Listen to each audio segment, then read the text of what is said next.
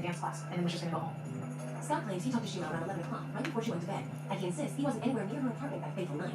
Scott ain't living here at the time, so he had an alibi.